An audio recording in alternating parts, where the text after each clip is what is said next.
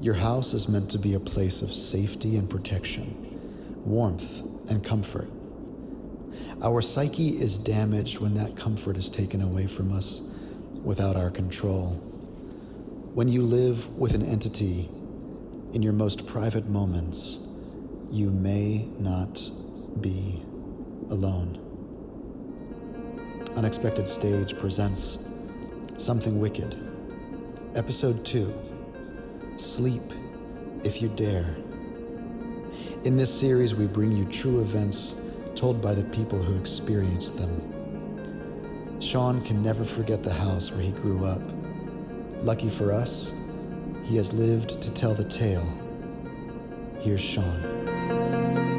When I was 13 years old, my family moved into an actively haunted house. I didn't experience much in the beginning. Other members of my family, my siblings, were very actively bothered from the very beginning. I lived on the third floor of the house. There were 2 bedrooms in the attic. And one day my mother went up there with a Ouija board with a friend of hers to contact her friend's deceased aunt.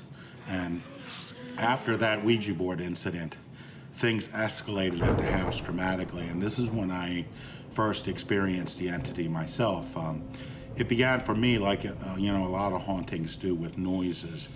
And at first, as I said, my bedroom was on the attic, and at first I could hear scurrying on the attic. I had a ceiling, a small crawl space, and then there was the attic, and I could hear it was like squirrels, scurrying, and I could hear where they were. I could follow where they were moving from, like from one part of the roof to the other, but I could only do that when my eyes were closed, because when my eyes were closed, it would like scurry about, and I would be following. But when I opened my eyes, it would always stop. This went on for, a number of weeks.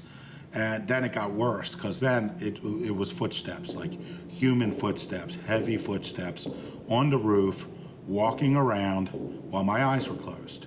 But whenever I opened my eyes, the footsteps would stop, and now that is really unnerving. But it got worse than that too. After a while, I started feeling movement in my mattress. I had an old bed, a wooden frame, and I had a box spring that was just wood and springs.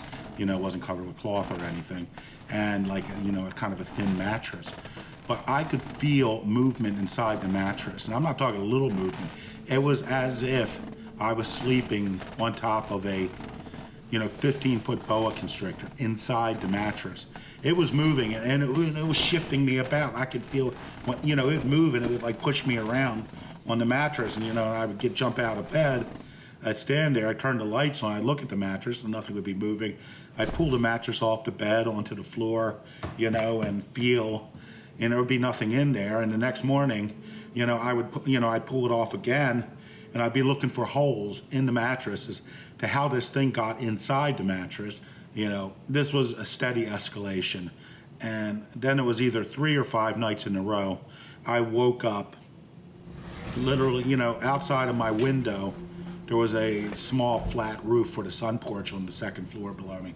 But after that, because our house was on a hill, there was a very far drop, the kind of drop where a person would die. And in 3 to 5 nights, I can't remember exactly how many nights it was, I woke up climbing out of that window. I would like hit, it was a wooden framed window.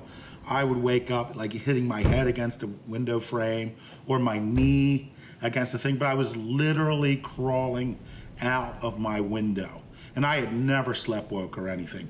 And I knew it wasn't me, because literally it was 3 a.m. when I would wake up every night doing this. It was 3 a.m. And, even if I was sleepwalking, even if it was some sort of unconscious thing, why would it be at 3 a.m.? There is no rational explanation for that. I knew it was that thing in the house, whatever it was, and it was trying to destroy me. It was trying to make me look like I would commit suicide, because at that age I had just gone through some things emotionally. I had a relationship breakup like a year or 2 earlier, and had I climbed out that window and fallen off that roof, everyone would have assumed it was suicide. I could still at times feel its presence outside the bedroom. But it never bothered me in my room, and I never tried crawling out the window again. Thanks, Sean. Listeners, before you sleep tonight, you need to check out more than underneath the bed. You need to check out the mattress itself. If you would like to contribute to this series, email chris@unexpectedstage.org. We are always looking for stories. Until next time, may your home be a place of safety and comfort. Look under those sheets before you get into bed. And do not close that door behind you.